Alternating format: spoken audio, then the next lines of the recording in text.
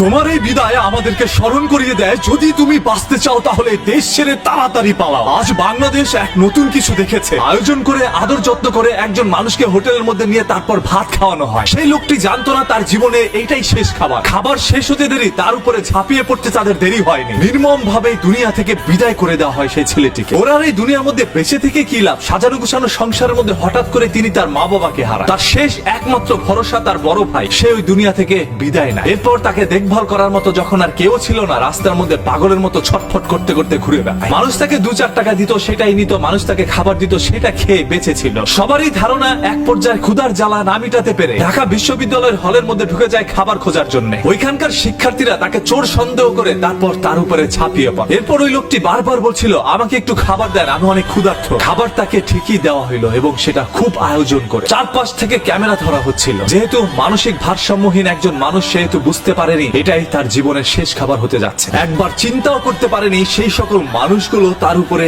এইভাবে ঝাঁপিয়ে পড়তে পারে। বাংলাদেশের ইতিহাসে হয়তোবা এরকম কোন মহর্ষ ঘটনা আগে কখনো ঘটেনি। আজকের এই ঘটনাটি আমাদের সবাইকে চিন্তায় ফেলে দিয়েছে।